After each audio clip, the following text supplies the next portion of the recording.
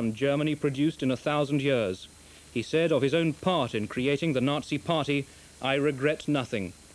In latter years, though, the West was prepared to show mercy to the only prisoner in Spandau jail, but year after year, the Soviets refused to sanction his release. According to a statement released by the Allies in West Berlin, Hess died while still inside the city's giant red brick Spandau prison, where he's been held for the past 40 years. Immediately afterwards, his body was transferred to a British military hospital nearby, which is now under an armed military guard. The Western Allies here have so far provided no information on the cause of Hess's death, but the former Nazi leader had been in and out of hospital on a number of occasions during his imprisonment.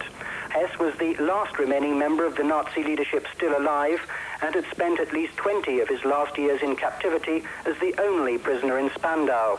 The Allies now say the prison administration will be terminated and the prison itself will be demolished.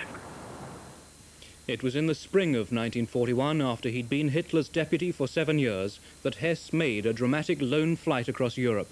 He landed in Scotland and told an astonished British government that he'd come to try to make peace. Some said he was mad. He was interrogated and locked up for the rest of his days. Philip Hayton now looks at the life of Rudolf Hess. Rudolf Hess was to become one of the most enigmatic figures of the Second World War, but he didn't start that way.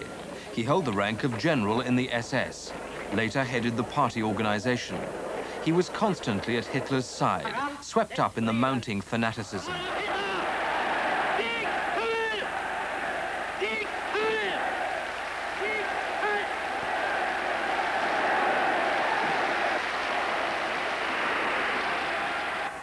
In 1941, Hess took off in a long-range fighter from Augsburg in southern Germany, his destination Glasgow, and one of the strangest peace missions ever attempted.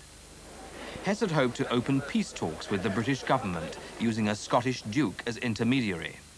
Even in wartime, that story read more like fiction than fact. Hess was held prisoner in Britain till the end of the war. He was then handed over to the War Crimes Tribunal in Nuremberg.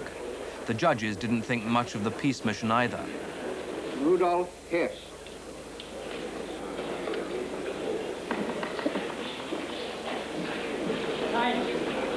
That will be entered as a plea of not guilty.